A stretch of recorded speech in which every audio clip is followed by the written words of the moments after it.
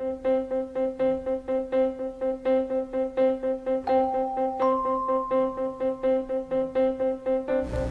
everyone, and welcome to this week's flower arranging tutorial. I'm Hannah, and today we're working with a really fun combination of varietals. I want to try to make a nice earthy kind of Northern California or like Colorado look. So the varietals that I chose this week all follow that really earthy, natural theme, almost like you could have gotten them from your garden, or you picked them up like off the side of the road, things like that. Really wanted to bring that to the arrangements. First thing that I have is this nice California kale. It's a really good time of year for this, and they're quite beautiful. Next is this deep purple waxflower. And this is great because it has tons of laterals, and it also gives that kind of woodsy feeling, which I was really looking for in this. Next, I have purple liatris, and this is kind of a go-to piece for a modern and for a traditional piece. So I thought it would be perfect to add in here because I do love the way the foliage mimics that of the waxflower. So they kind of go well together, and they'll look perfect in the same arrangement. Next, what would a nice earthy piece be without bells of Ireland? They add that nice scent, and they also add a little bit of fun whimsy. And next, kind of my mainstay greenery for this year has been ivy. I've really loved putting it in tons of pieces, and it gives you so many options. You can make a trail, you can also swirl it into little loops, like we're doing with our consumer collection this week, and it creates a whole different look depending on what you do.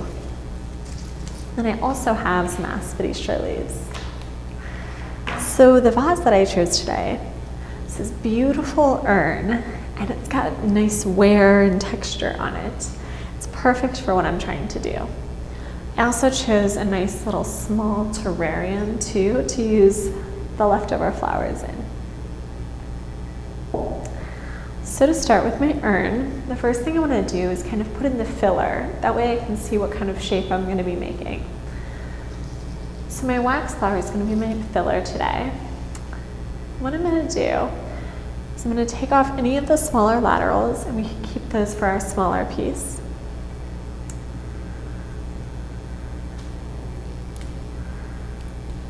I'm just cleaning each one.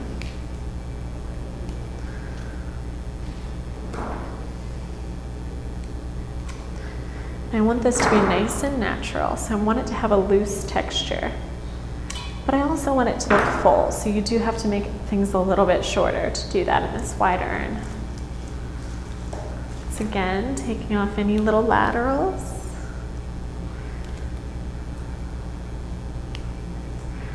And while I'm doing this, I want to make sure that my stems cross each time I'm placing them in. That way I'm going to get that nice full look, but it's also going to have balance at the same time.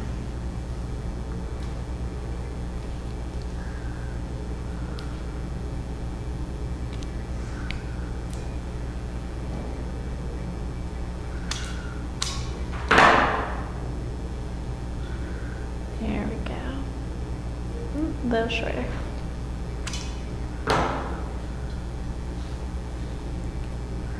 Then our last waxflower piece.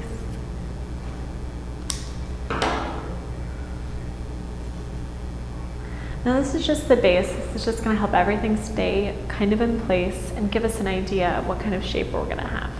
You can see it's just kind of got this nice open shape. And we'll use our taller linear flowers and our focal flower to kind of bring it all together. So next, I want to go in with my bells of Ireland. And I got kind of a wimpy set today, but they'll do for my piece. So I'm just going to cut off the base. And you really can't go wrong with an arrangement like this. Just kind of place things in, add a whimsy. Now you also want it to have focus as well, but the liatris is going to give us the chance to add kind of a modern accent, and that'll really help with that.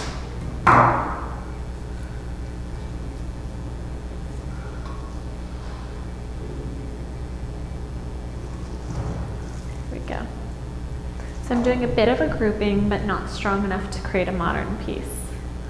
Just kind of a loose grouping to give it definition. There we go.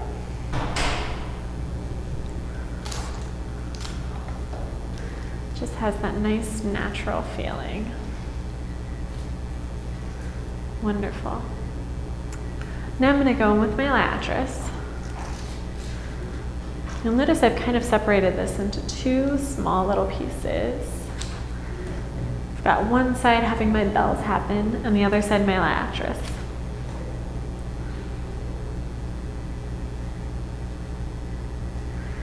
And it really does just create that natural look that you love to have kind of during the spring and summertime.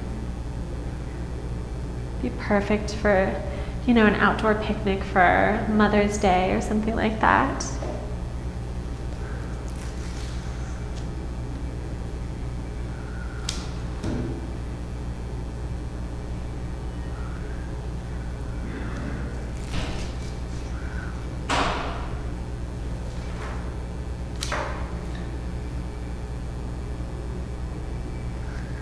There we go. Now you notice I'm taking the leaves off of each of these pieces of liatris because it does tend to get the water a little more smelly if you forget.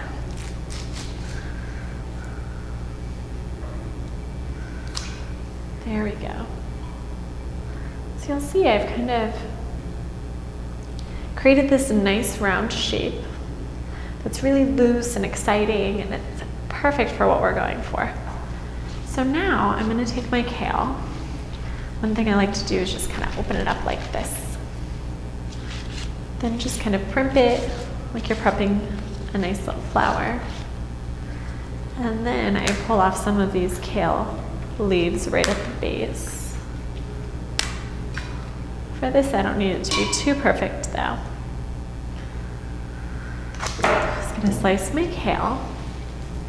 And then I'm going to place this right where the liatris and the bells start to meet. And it creates that nice focal that you need in a piece without taking away from the earthy, natural look that I have going on. Perfect. Now, my favorite, the ivy. So you can kind of choose which end you want to put in the water because it will drink through both.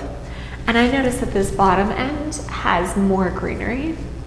So I'm going to use that actually to place, cut it first, to place right inside the water. And I'm going to place it behind the kale. Just allow it to kind of wrap around the kale a little bit. Little tendrils going everywhere. It's just a really exciting greenery to work with. You can also make fun loops as well, which I'm always a fan of. Because out in nature, ivy will do this. It will, you know, just go all around your garden, climb up trees, anything you can imagine. Such an invasive little guy. But it knows that it's pretty. There we go. So I'm really just trying to create a statement with all of this ivy. It's kind of wrapping the piece together. There we go.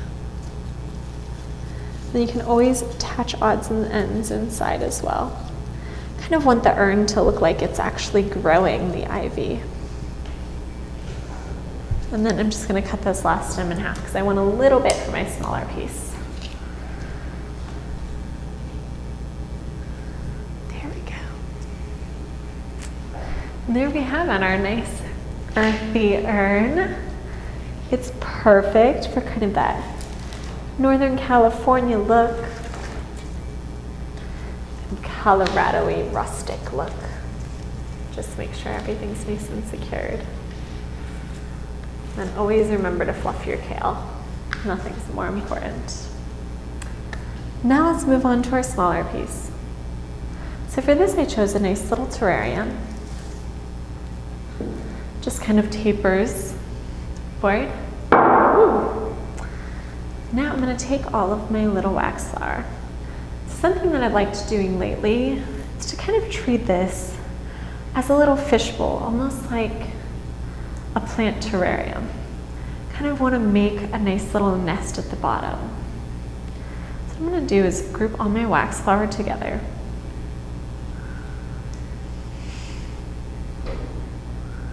Like this.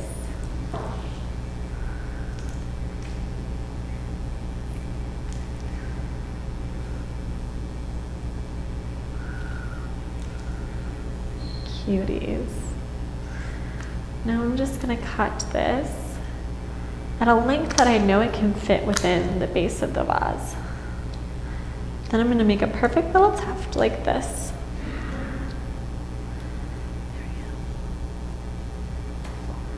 Next, I'm going to set that aside for now. I'm going to create something for this to lay on top of. Because I don't want the waxflower to just lay in the water, because that's never a good situation. So I'm going to create a little bit of something for it to hold on to. So I'm just going to tie a knot in half of a stem of aspidistra. And then I'm going to place my nice little waxflower inside the knot. It's going to create a little packet for it to hang out in. There. Perfect. Now you can do other little things, like maybe I'll make a couple other little knots so I kind of have a theme going on.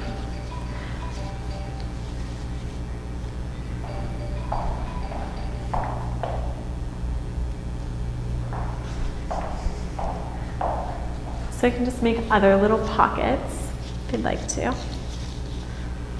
Not really necessary, but cutting off a little bit. And we have a nice accent we can put down there as well so you can appreciate the design. There we go. Perfect. So now we have the large statement piece, which you could even do in a taller piece if you wanted to. I cut off a lot of the stem lengths. And then a small little terrarium for you to enjoy just that little pop of flowers. So I hope you guys enjoyed this week, and I'll see you next week. Thanks for joining me.